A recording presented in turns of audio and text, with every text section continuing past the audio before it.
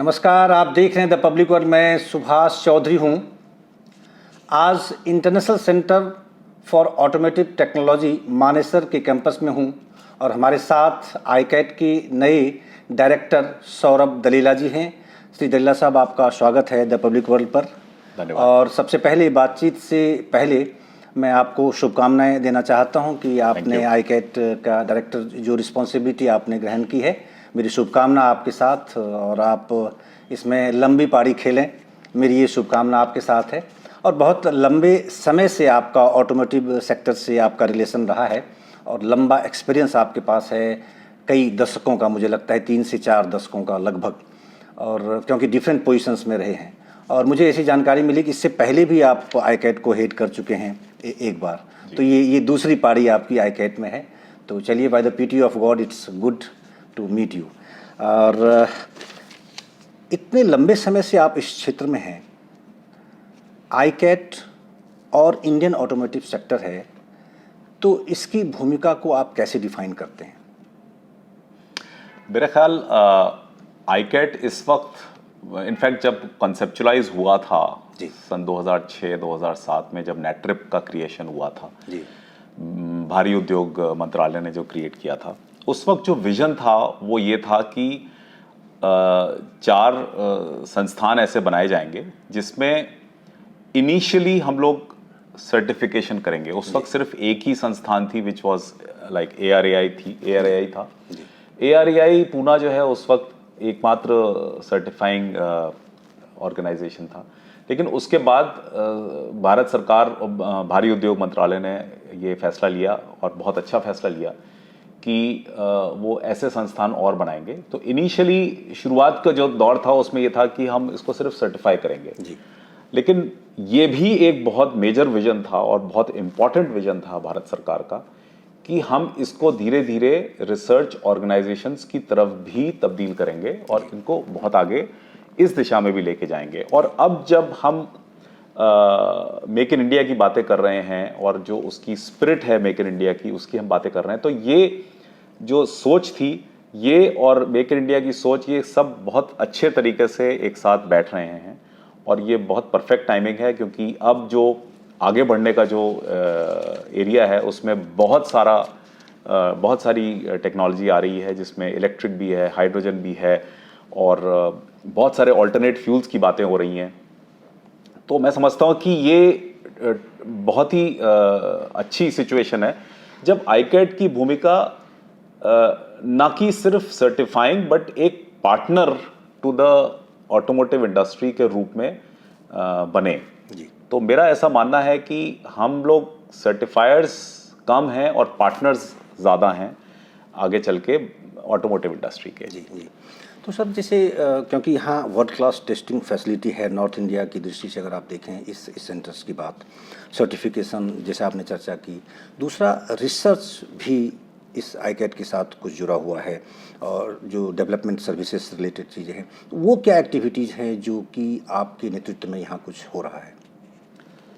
देखिए, अभी अगर हम सर्टिफिकेशन की अगर बात करते हैं तो बहुत जगह इस तरह का सोच है कि हम लोग जो काम करते हैं वो केवल सर्टिफिकेशन का करते हैं जी। और जो विजन था उसके हिसाब से इनिशियली हमें करना भी सिर्फ सर्टिफिकेशन ही था, लेकिन ये भी विजन था क्लियरली कि इसको हम एक रिसर्च ऑर्गेनाइजेशन बनाएंगे।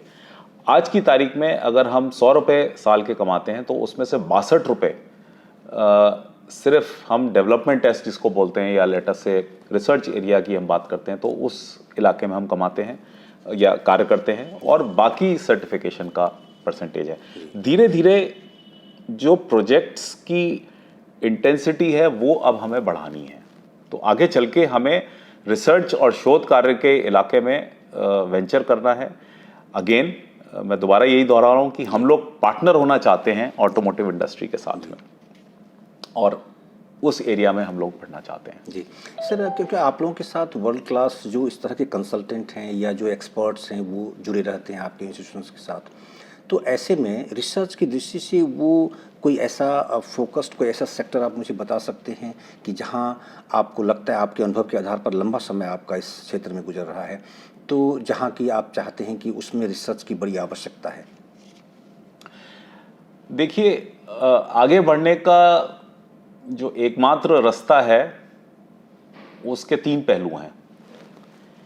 एक तो है सस्टेनेबिलिटी, जिसको मैं बोलता हूँ, या लेट अस से एनवायरनमेंट की हम बातें करते हैं। एनवायरनमेंट में बहुत चीज़ें आती हैं, जैसे नॉइज़ भी इसी में आता है, इलेक्ट्रोमैग्नेटिक कंपैटिबिलिटी भी इसी में आता है। तो ये तो एनवायरनमेंट से रिलेटेड है, एमिशंस, पॉल्यूशन, वो सब हम सब जानते ही हैं। ऐसे ये सारे टेक्नोलॉजी, इसमें ऑल्टरनेट फ्यूल्स भी आ रहे हैं। इसके अलावा 2 और पहलू हैं जिसकी तरफ हम लोगों की नज़र है, और उनको हम सस्टेनेबिलिटी के अलावा बोलते हैं सेफ्टी और सिक्योरिटी। सेफ्टी, जैसे कि अब आगे बढ़ रहे हैं हम, तो व्हीकल डायनेमिक्स में बहुत सारी सेफ्टी चीज़ें आ रही हैं, जैसे एडास की टेक्नोलॉजी आ रही है, जैसे कि क्रूज कंट्रोल, लेन ड्राइविंग, लेन चेंजिंग, और उसके बाद फाइनली हम लोग shared mobility, connected mobility, autonomous की दिशा में जाएंगे। ग्लोबली बहुत काम हो रहा है इस पे, और हम लोग भी अच्छे से इस पे काम करना चाहते हैं। और दूसरा जो इलाका है वो है सिक्योरिटी का। सिक्योरिटी मतलब कि आजकल जो ऑटोमोटिव प्रोडक्ट्स बनते हैं उसमें लगभग 20 से 25 से भी ज़्यादा ECUs होते हैं जी। और ये एक तरह से आप सोच सकते हैं कि जैसे घरों में कंप्यूटर्स होते हैं, पर्सनल कंप्यूटर्स होते हैं, लैपटॉप्स होते हैं, तो इनकी हैकिंग होती है, इनकी डेटा सिक्योरिटी से रिलेटेड प्रश्न होते हैं, और इनसे डेटा रिलेटेड कुछ स्टैंडर्ड्स हमें फॉलो करने होते हैं। कई संस्थान करते हैं, कई संस्थान नहीं भी कर पाते हैं, लेकिन अगर बैंकिंग या बहुत क्रिटिकल चीज़ें जो होती हैं, जो वेबसाइट्स होती हैं, वो हमेशा इस चीज़ को फॉलो करती हैं कि हमारी वेबसाइट बहुत सेफ और सिक्योर हो। इसी तरह से आगे बढ़कर ये ज़रूरत बनती है कि हम सिक्योरिटी ऑफ ECUs, कोई उसको हैक ना कर सके, कोई उसके पैरामीटर्स दूर बैठ के बदल ना सके।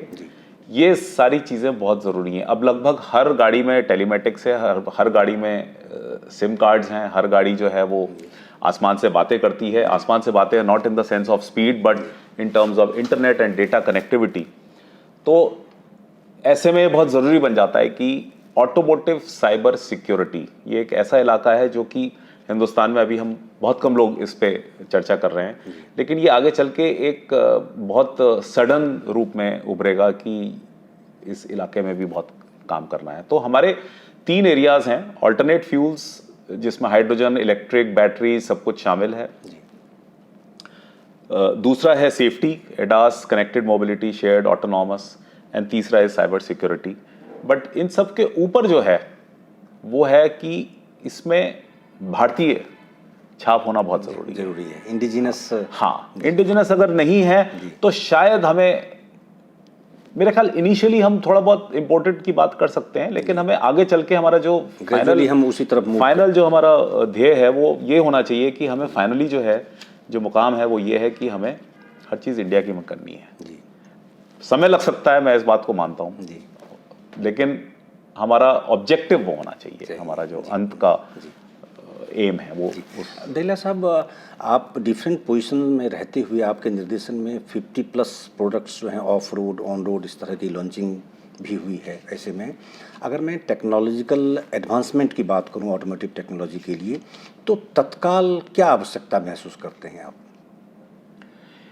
तत्काल में सबसे जल्दी जिसमें हमें बहुत जल्दी वेंचर कर जाना चाहिए वो है इलेक्ट्रिक व्हीकल, हाइड्रोजन और सॉफ्टवेयर। ये 3 चीज़ें हैं जो कि जिसमें मेरा ख्याल बहुत इम्पॉर्टेंट है कि इसकी एक शुरुआत की जाए। सॉफ्टवेयर इसलिए क्योंकि बहुत सारे सॉफ्टवेयर्स जो हैं वो हर आदमी, हर ऑटोमोटिव मैन्युफैक्चरर अपने हिसाब से लॉजिक्स और एल्गोरिथम्स के हिसाब से बना रहा है, और उसमें कोई ऐसे प्रश्न भी नहीं है। लेकिन सॉफ्टवेयर डेवलपमेंट की एक टेक्नोलॉजी अगर हम लोग इस संस्थान में ला पाए तो वो ऑटोमोटिव इंडस्ट्री को बहुत हेल्प करेगी। Second is electric and hydrogen. Electric vehicle में बहुत सारे काम ऑलरेडी हो रहे हैं, बहुत सारे मूवमेंट्स हैं, बहुत सारे गवर्नमेंट के इनिशिएटिव्स हैं, बहुत पुश है हर तरफ से।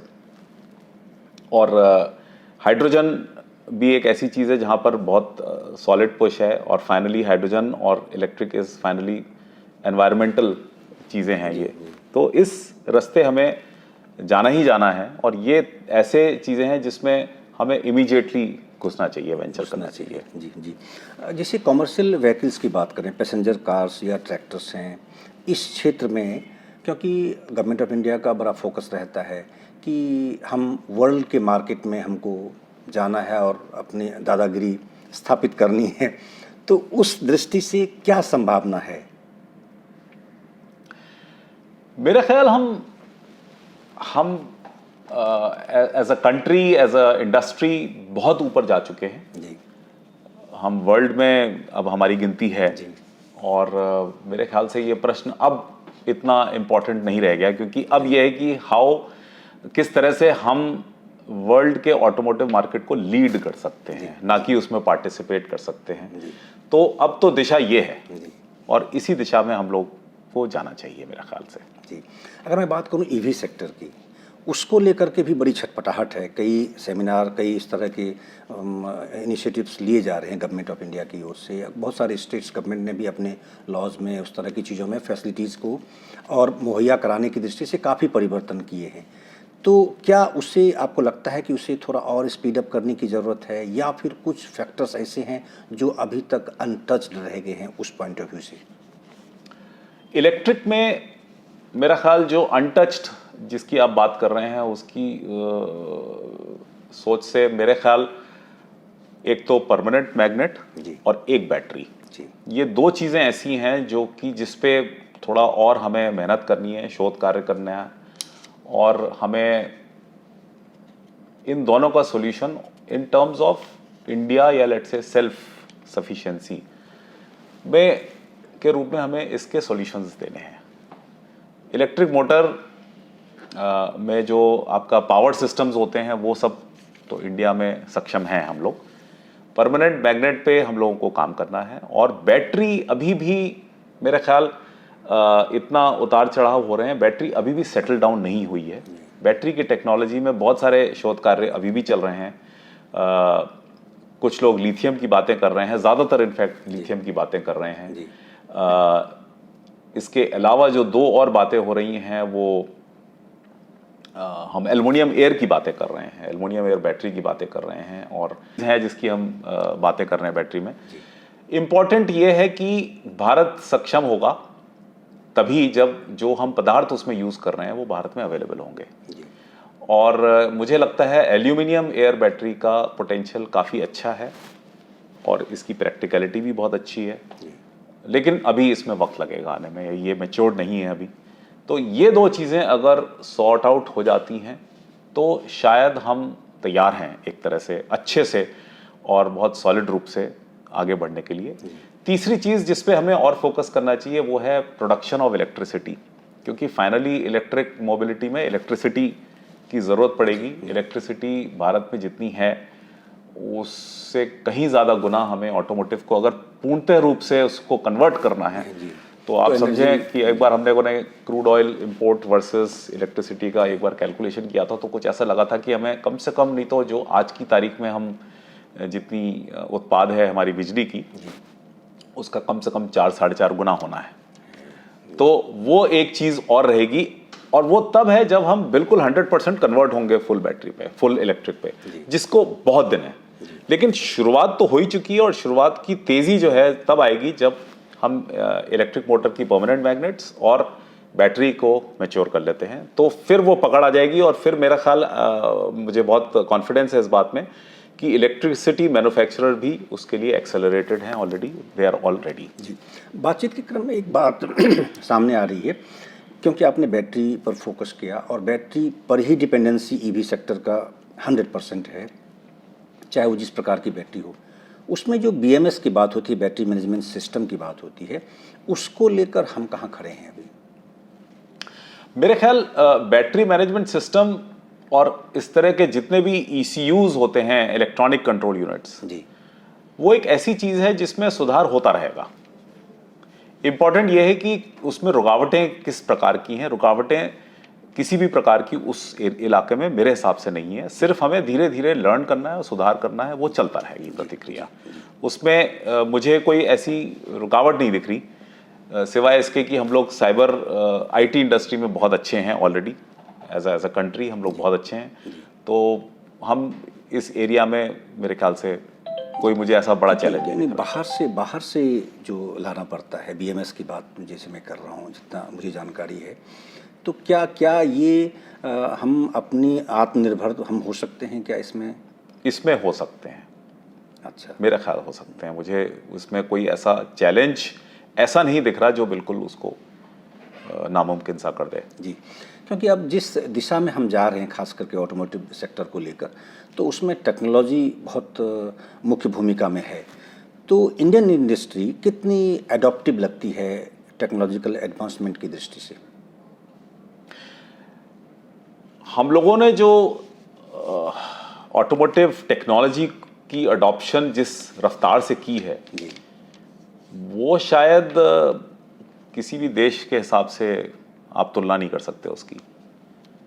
आप याद करें, आज से सन 1994 में जी, मारुति 800 के बाद पहली गाड़ी 1000 सीसी पे आई थी, और वो थी मारुति 1000। जी। और उसी वक्त जो है देवू मोटर्स ने एक प्लांट लगाया था जो सीएलओ नाम की गाड़ी बना रहे थे, और तब से लेके आज तक, तब उन्होंने पहली बार गाड़ियाँ जो हिंदुस्तान में गाड़ी आई थी उसमें ऑटोमेटिक ट्रांसमिशन भी था, उसमें इलेक्ट्रॉनिक कंट्रोल यूनिट भी था, और ये सब चीज़ें हम लोगों के लिए नई थी। और तब से लेके आज तक जहाँ पर एबीएस भी है, और जहाँ पे अब एयरबैग्स भी आ गए हैं, और इतनी कॉन्शियसनेस लोगों में बढ़ गई है ऑटोमोटिव के प्रति, सेफ्टी के प्रति, नॉइज़ के प्रति, कि ये जो अडॉप्शन कस्टमर्स ने किया है ये, और मैन्युफैक्चरर्स ने जो किया है, और सभी लोगों ने जो पूरा फ्रेटर्निटी है, ऑटोमोटिव फ्रेटर्निटी ने जो जिस रफ्तार से इस चीज़ को अडॉप्ट किया है, जिस रफ्तार से अपने आप को इसके सक्षम बनाया है, मेरे ख्याल से ये अतुलनीय है। इससे चलो, जो चिंता है खासकर इंडस्ट्री की बात, जब भी कोई सेमिनार होता है या जब आप जैसे लोग जब कोई ऐसा प्लेटफॉर्म देते हैं बातचीत की दृष्टि से, तो उसमें होता है कि जो R&D है उस सेक्टर में प्राइवेट जो प्लेयर्स हैं वो उतना ह्यूज इन्वेस्टमेंट की स्थिति में नहीं होती है, वो गवर्नमेंट से उम्मीद करते हैं। तो क्या आईकैट इस पर्पस से कोई ऐसी सुविधा या कुछ इस तरह की चीज़ें आप क्रिएट करने जा रहे हैं रिसर्च पॉइंट ऑफ व्यू से, R&D की दृष्टि से, जिससे कि क्योंकि आप कंसल्टेंसी भी प्रोवाइड कराते हैं आईकैट की ओर से ऑटोमोटिव इंडस्ट्री को, तो क्या उसमें ये कोई कंसिडरेशन है आपकी बुक में? देखिए, मेरे 32 साल के एक्सपीरियंस में जी, मैंने जो एक चीज़ बहुत महत्वपूर्ण सीखी है वो ये है कि इनोवेशन जो है जी, वो जब होती है जब पैसे नहीं होते हैं। अगर पैसे जेब में हैं तो इनोवेशन नहीं हो सकती, फिर तो चीज़ खरीद ली जाएगी और बात ख़त्म। तो इसलिए ये कहें कि पैसे डाले जाएं तभी रिसर्च होगी या इनोवेशन होगी, मेरे ख्याल थोड़ा सा हमें सोचना पड़ेगा before we make this statement. क्योंकि आप घरों में भी अगर देखेंगे, इनोवेशन उस घर में ज़्यादा होती है जहाँ पे हमें चीज़ों की कमी होती है, रिसोर्स की कमी होती है, तब हम कहते हैं अच्छा इस चीज़ को ऐसे कर लेते हैं, और हम ऐसे नए नए और इनोवेटिव रास्ते निकाल लेते हैं अपने काम करने के कि हम देखते रह जाते हैं फिर उसके बाद। तो रिसर्च को पैसे से ना तोलें। रिसर्च एक माइंडसेट है जो कि मैं माफ़ी चाहूँगा लेकिन थोड़ा सा कम है हिंदुस्तान में अभी, और यहाँ पर हमें इस माइंडसेट को लाना बहुत ज़रूरी है। आप अगर सोचें कि कोई ऐसी कंपनी जो नया सेटअप बनाती है, वो ये कहती है कि हमें मैन्युफैक्चरिंग प्लांट लगाना है, टेक्नोलॉजी हम बाहर से ले आएंगे, पार्ट्स हम इंपोर्ट कर लेंगे, असेंबल करेंगे और बेचेंगे। मेरे ख्याल से जो मेक इन इंडिया का विजन था वो ये नहीं था, ये तो असेंबल्ड इन इंडिया हो गया। मेक इन इंडिया का था made for India by India. और जब हम ये कहते हैं मेड, इसका मतलब वो इजाद भी यहीं हुआ हो, उसका पूरा डिजाइनिंग यहाँ हुआ हो। अब आप कुछ भी कहें, जितनी भी इनिशियल प्रोडक्ट्स बाहर से आते हैं, चाहे हम ऑटोमोटिव की बात करें और चाहे हम लेट से एयर कंडीशनर्स की बात करें, ये सब जितने भी बाहर से आते हैं, जो प्रोडक्ट हिंदुस्तान में सक्षम है वो प्रोडक्ट्स होते हैं जो हिंदुस्तान के लिए बने होते हैं। एयर कंडीशनर जो इंपोर्टेड होते हैं, चाहे कितनी अच्छी कंपनी के हों, भारत में आके उनमें फेलियर इसलिए होने लगते हैं क्योंकि यहाँ पर डस्ट बहुत है, यहाँ पर SO2 गैसेस बहुत हैं, और फाइनली जो है कुछ फेलियर्स आपको नज़र आते हैं। लेकिन अगर आप ऐसा अनुमान लगाएं कि ये चीज़ें अगर हमें मालूम हैं, तो हम लोग ये प्रोडक्ट्स अपने यहाँ खुद क्यों नहीं बनाते हैं और इन चीज़ों को मद्देनज़र रखते हुए क्यों नहीं बनाते? क्योंकि एक बार अगर हमने इन चीज़ों को मद्देनज़र रखते हुए चीज़ों को बनाया तो वो इंडिया ही नहीं, फिर वो वर्ल्ड के लिए होंगी। क्योंकि ये भारत एकमात्र ऐसा देश है जहाँ पर ठंड सबसे ज़्यादा पड़ती है। हम लोग का जो ठंड है वो -40 तक है, मोटरेबल ठंड। जी जी। एल्टीट्यूड बहुत हाई है हमारा, हमें गाड़ियाँ 18,000 फीट पे भी चालू हालत में चाहिए होती हैं। गर्मी बहुत है हमारे यहाँ डेजर्ट्स बहुत हैं, तो हमें जो है ऐसी भी गाड़ियाँ चाहिए जो कि 50 डिग्री सेल्सियस पे चल पाएँ। हमारे यहाँ कोस्टल एरियाज भी बहुत हैं, तो हमें ऐसी भी कोरोजन रेजिस्टेंस चाहिए जो कि जंग ना खाएं या कोरोजन। ऑपरेटर किसी भी मशीन या गाड़ी को ऑपरेट करने का जो तरीका है वो भी बड़ा डिफरेंट है, और हमें चाहिए कि कस्टमर जो है वो उसको अडॉप्ट भी अच्छे से कर ले, और उसको थोड़ा सा मैं कहना चाहूँ कि उसका operating style is different, habits of driving are very different here. तो हिंदुस्तान में अगर कोई प्रोडक्ट चल सकता है, एक ही प्रोडक्ट बनाना है इन सब के लिए। ऐसा नहीं मैं कह सकता कि मैं जाड़ों के लिए एक प्रोडक्ट है, गर्मियों के लिए एक है, कोस्टल के लिए अलग-अलग एनवायरनमेंट में जाके करता है। उसी प्रोडक्ट को सब जगह चलना है। जी। मेरे ख्याल से ऐसा कोई और देश है नहीं जहां पर ये सारी चीजें एक साथ को एग्जिस्ट करती हों। इसीलिए कहता हूं यहां जो प्रोडक्ट बन गया और चल गया वो वर्ल्ड में चलेगा। मतलब ये आप कहना चाहते हैं कि जो इनोवेटिव एनवायरनमेंट है या ज्योग्राफिकल कंडीशंस, डिफरेंट टाइप्स के डाइवर्सिटी है यहाँ, तो उस जितना अच्छे से एक्सपेरिमेंट आप यहाँ एक ही जगह पर एक ही कंट्री में कर सकते हैं वो दूसरी जगह। एक प्रोडक्ट आपका हर जगह चलना है जी, है ना। और इनोवेटिव माइंडसेट बहुत अच्छा है यहाँ पर। बस एक पुश लगाने की बात है कि एक रिसर्च का माइंडसेट आए, एक इनोवेशन का माइंडसेट आए। और इनोवेशन बहुत हो रही है आज भी, लेकिन इनोवेशन के कदरदान बहुत कम है, उसको उठाने वाले बहुत कम है। आज भी हमारे मन में यह है कि बाहर से टेक्नोलॉजी जो है वो अच्छी है और घर की टेक्नोलॉजी अच्छी नहीं है। ये सोच को बदलना पड़ेगा, एक कल्चर लाना पड़ेगा, एक तरीका है जिससे हम इसको अच्छे से चैनलाइज कर सकते हैं। तो ईवी सेक्टर के लिए वर्ल्ड क्लास की बात आती है और वर्ल्ड मार्केट में इस्टेब्लिश होने की बात आती है, तो आपका कोई ऐसा सुझाव जो बिल्कुल उस पर तत्काल वो अमल करें और वो फिर उस दिशा में आगे बढ़ जाएंगे? मेरे ख्याल से इंडस्ट्री को चाहिए कि एक मतलब इंडस्ट्री नहीं लेकिन सभी एक पूरे कम्युनिटी ऑफ ऑटोमोटिव फ्रेटर्निटी को चाहिए कि एक क्लियर पॉलिसी या रोड मैप हम बना सकें। हमें मालूम है रिसोर्सेज कितने हैं हिंदुस्तान में अभी, हमें मालूम है इस वक्त की सप्लायर बेस कितना सक्षम है, हमें मालूम है कि मैन्युफैक्चरर्स कितने हैं, हमें मालूम है कि मैन्युफैक्चरर्स की सोच जो है वो बिजनेस पॉइंट ऑफ व्यू से है और वो सही है, उसमें कोई ऐसी गलत बात नहीं है। लेकिन अगर एक रोड मैप बना दिया जाए, थोड़ा सा धक्का सरकार लगाए और बाकी धक्का इंडस्ट्री लगाए, और हम लोग पार्टनर करने के लिए हैं ही, तो ये अगर आ जाता है तो इससे बहुत फ़ायदा सबको होगा। तो चाहे वो अल्टरनेट फ्यूल्स की बात हो, हाइड्रोजन की बात हो, जैसे कि एक ज़माने में हुआ था कि दिल्ली में सारे जो पब्लिक ट्रांसपोर्टेशन है वो सीएनजी पाएगी।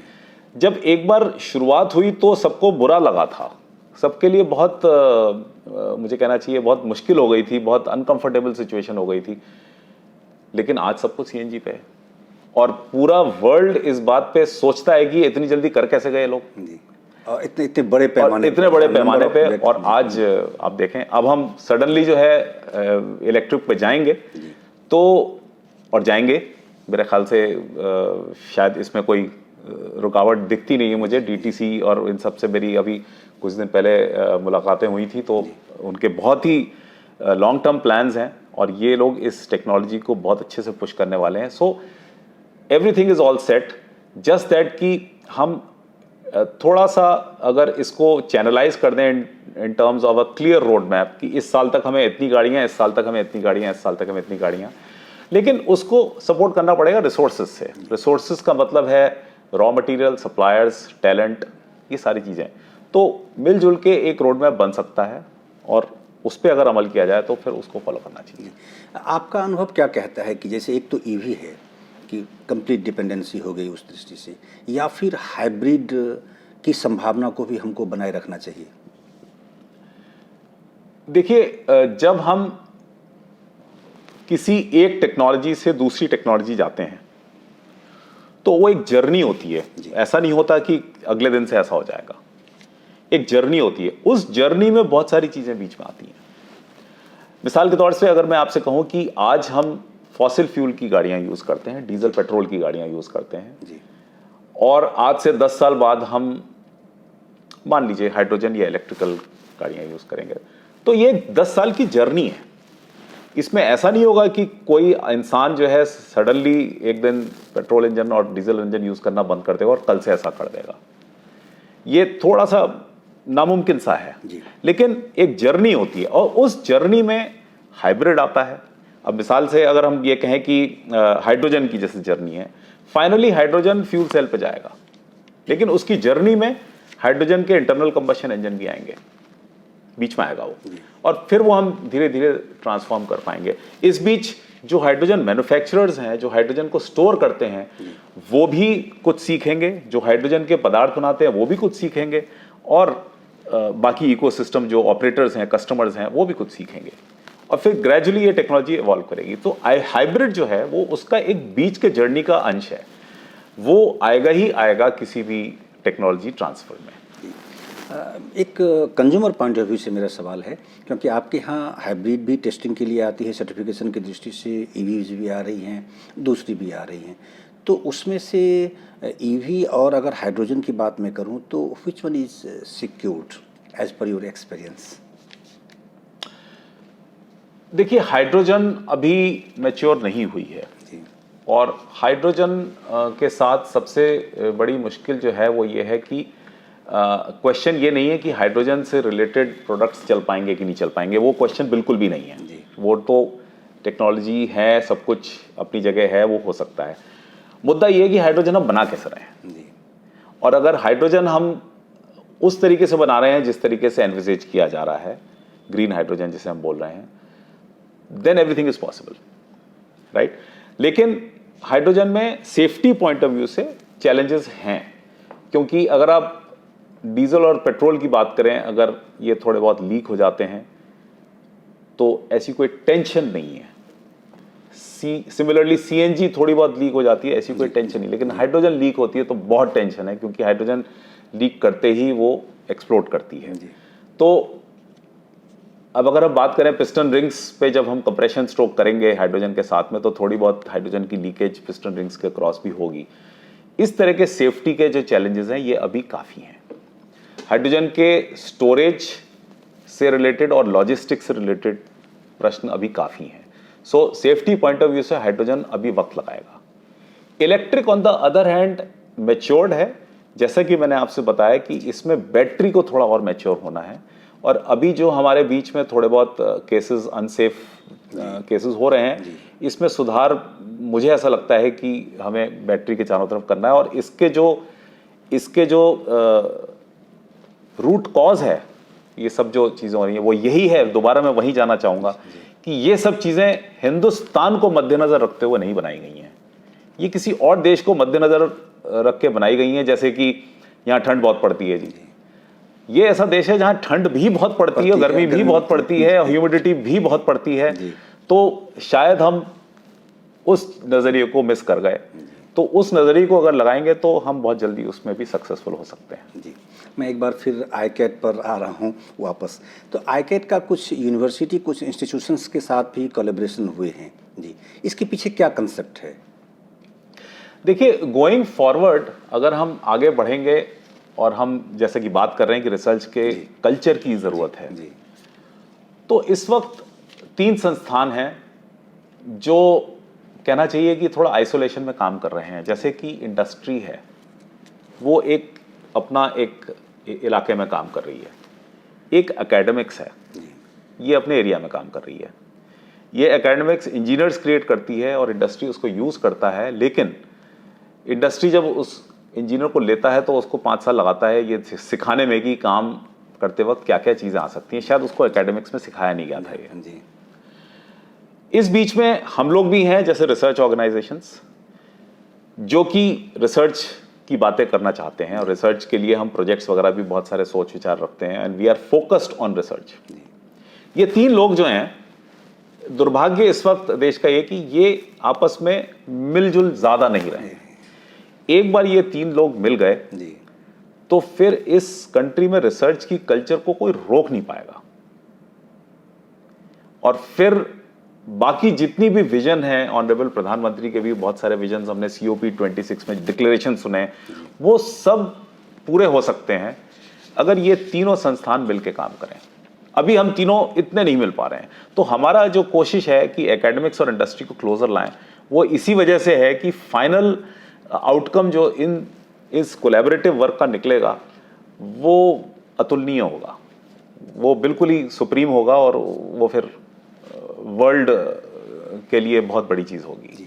तो क्या आप ये कहना चाहते हैं कि ऑटोमोटिव सेक्टर में जैसे इंजीनियरिंग कॉलेजेस हैं, तो क्या उनकी जो क्यूरिकुलम है, कोर्सेज ऑफ स्टडीज़ हैं, क्या उसमें बड़े बदलाव का आप सुझाव देना चाह रहे हैं, या फिर जो वहाँ एनवायरनमेंट है एक बच्चे को तैयार करने के लिए इंडस्ट्री फ्रेंडली या इंडस्ट्री नीडेड, इंडस्ट्री रिक्वायर्ड, उस टाइप की चीज़ें हों, क्या उस दिशा में आप संकेत करना चाहते हैं?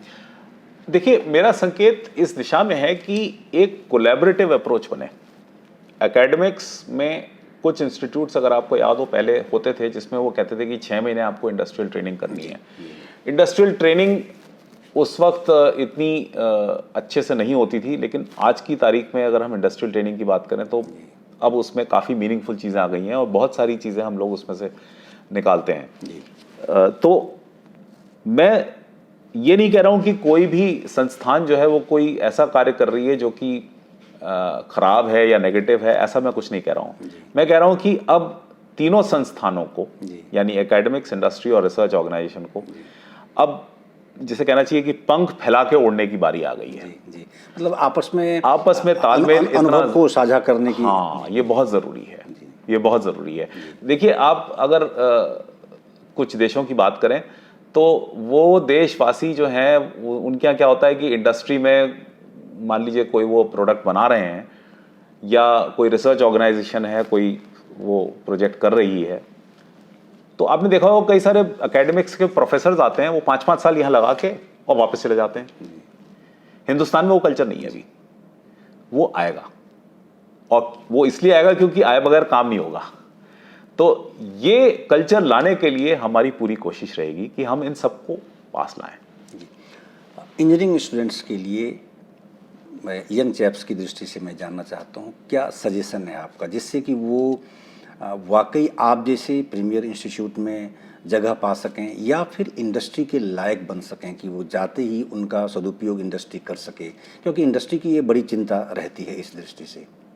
मेरे ख्याल स्टूडेंट्स के लिए जो मेरा यूजुअल मैसेज रहता है, और ये मैं बहुत कोशिश करता हूँ कि मैं जो यंग स्टूडेंट्स हैं जो ग्रेजुएशन में होते हैं उनसे बात कर सकूँ और उनसे कनेक्ट कर सकूँ।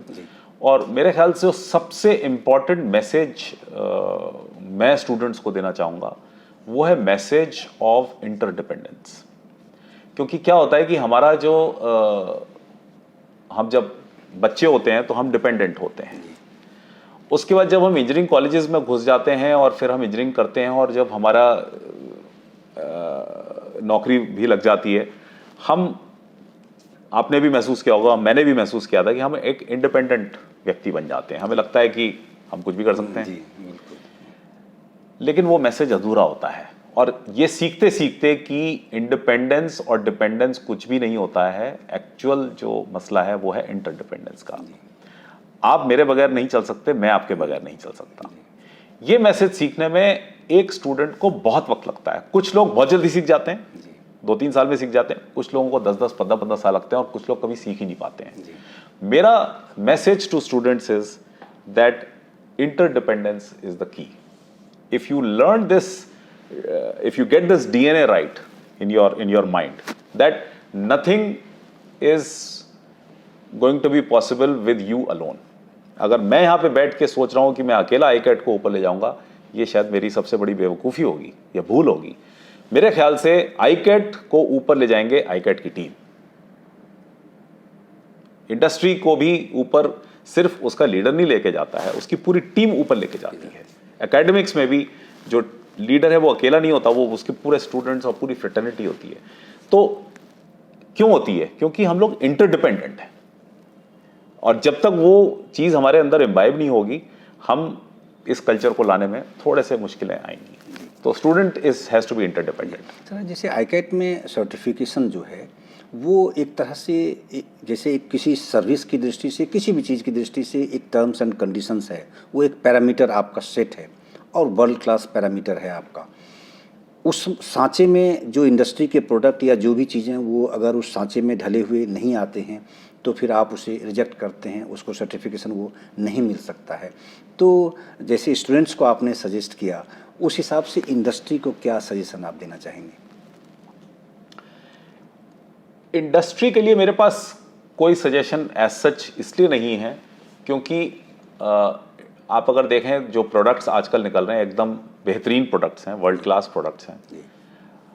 बस अपना थोड़ा सा भारतीय टच उसमें डालना ज़रूरी है।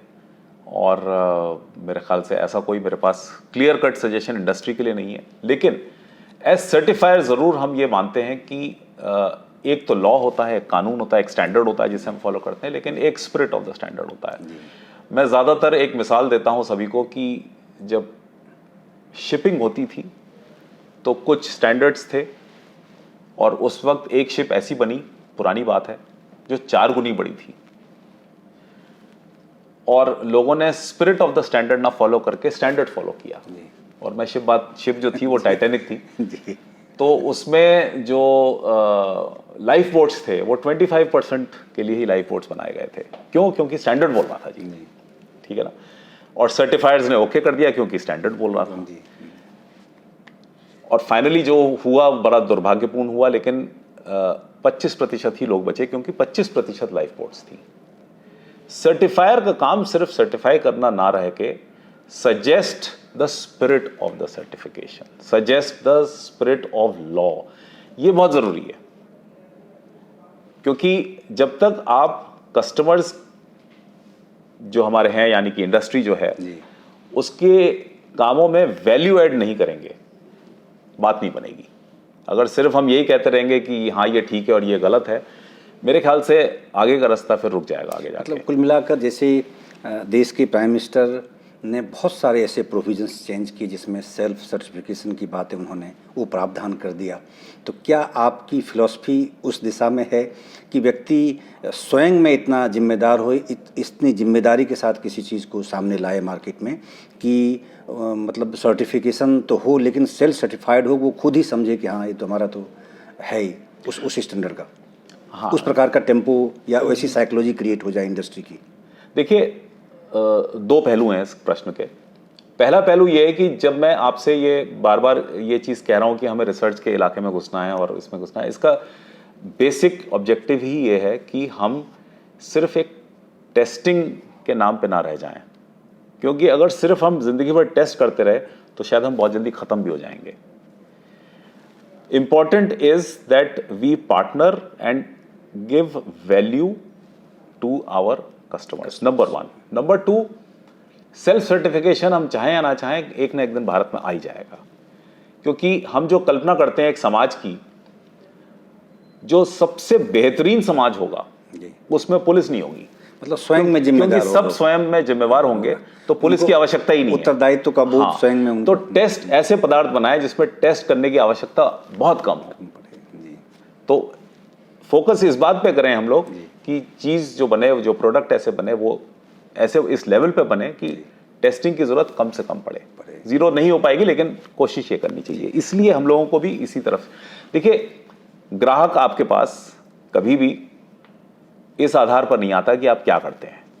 ग्राहक आपके पास इस आधार पर आता है कि आप वो काम क्यों करते हैं। जब तक पर्पस ठीक नहीं है, जब तक कोई आपके चारों तरफ नहीं आएगा। सो अगर आपका पर्पस अराउंड ह्यूमैनिटी है, अराउंड सेफ्टी है, अराउंड सस्टेनेबिलिटी है, तब तक आपकी इंपॉर्टेंस है। अगर आपका पर्पस ये है कि सिर्फ सर्टिफाई करना है और तो वो बात नहीं है, फिर वो मज़ा नहीं है उसमें। नहीं है। इन लास्ट आपसे एक क्वेश्चन कि आईकैट का फ्यूचर प्लान क्या है? जैसा कि हम अभी इतनी देर से बात कर रहे हैं फ्यूचर टेक्नोलॉजी, इंस्टीट्यूशन ने आप जैसा डायनेमिक डायरेक्टर पाया है, तो इस कारण से ये सवाल। नहीं, बिल्कुल बहुत ही इम्पॉर्टेंट है ये प्रश्न, और बहुत ही इम्पॉर्टेंट है कि एक विजन होना बहुत ज़रूरी है किसी भी ऑर्गेनाइजेशन के लिए।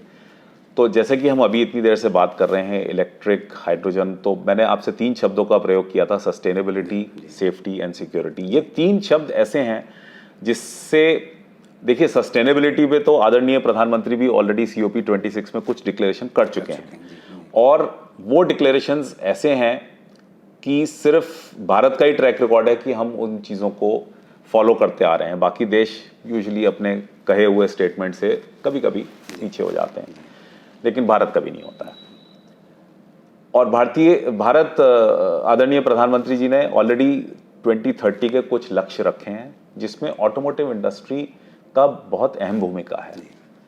जीरो एमिशन की दृष्टि से। जीरो एमिशन तो 2070 का विजन है, लेकिन उससे पहले बहुत सारे विजन हैं जो 2030 में हो रहे हैं।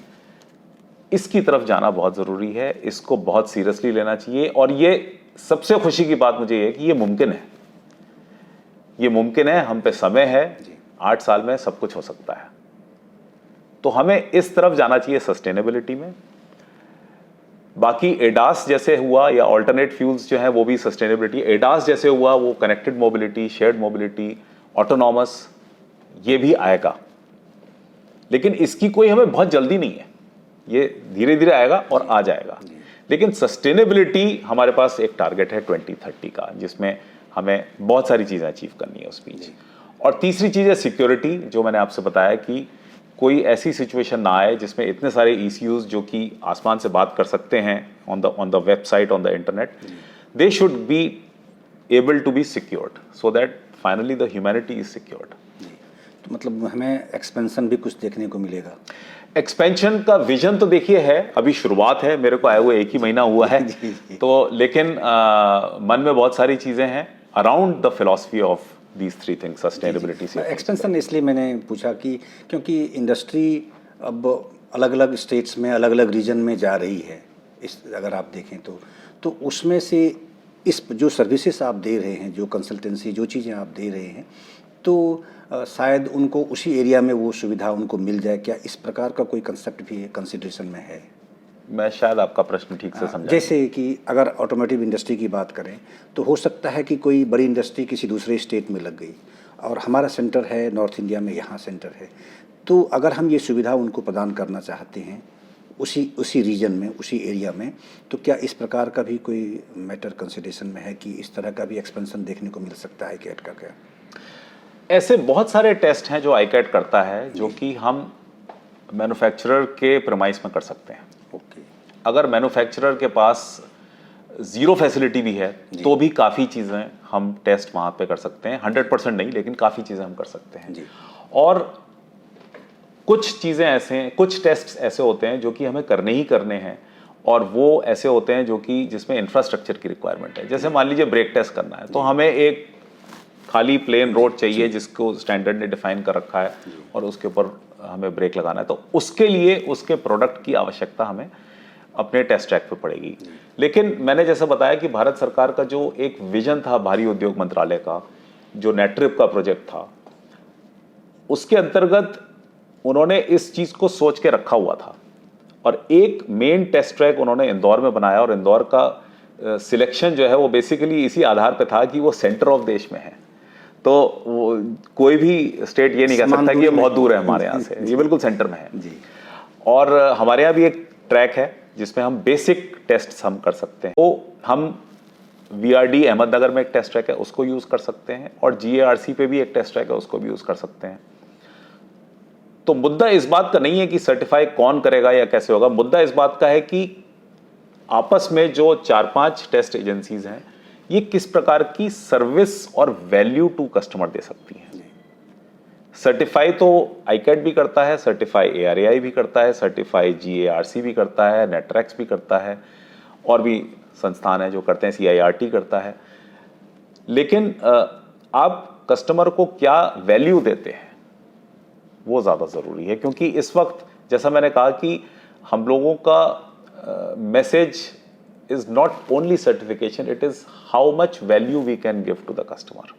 That is where we want to pitch. ICAT का पिछले 10 साल की जो रिकॉर्ड रही है, जो कि जब मैं नहीं था तो भी मैं किसी कंपनी में काम करता था, और मैं जब ICAT के साथ काम करता था तो मैं यही देखता था कि ICAT में जो फिलॉसफी है वो ये है कि they work very quick, they are very much focused on service. एक सिंगल पॉइंट कांटेक्ट भी मिल जाता है हम लोगों को, हम उनसे बातचीत के द्वारा चीज़ों को हल भी कर सकते हैं। मुश्किलें तो आती हैं, कोई भी चीज़ एक बार में होती नहीं है, कोई भी सर्टिफिकेशन बहुत स्मूथ नहीं होता है, कहीं ना कहीं कुछ समस्याएं आती हैं, लेकिन ICAT उसमें किस तरह की भूमिका अदा करता है वो इम्पोर्टेंट है। और अगर वो सही है तो फिर चाहे साउथ हो, चाहे वो एक्सट्रीम नॉर्थ हो, चाहे ईस्ट हो, चाहे वेस्ट हो, कस्टमर्स आपके पास आएंगे। मैंने जैसा आपका कहा कि कस्टमर इस आधार पर नहीं आते हैं कि आप क्या करते हैं, कस्टमर इस आधार पर आते हैं कि आप वो क्यों करते हैं और कैसे करते हैं। जी बिल्कुल, इसी सवाल पर हम आज अब इस बातचीत को विराम देना चाहते हैं। और सौरभ दरिल्ला साहब, आपका बहुत बहुत शुक्रिया हमसे बात करने के लिए, आपका बहुत बहुत धन्यवाद। बहुत कीमती समय आपने आज हमारे लिए निकाला, और मुझे उम्मीद है कि ये इंडस्ट्री, स्टूडेंट्स और आम कंज्यूमर्स के लिए बातचीत बहुत उपयोगी साबित होगी। आपका बहुत बहुत धन्यवाद, बहुत बहुत धन्यवाद। थैंक यू, नमस्कार।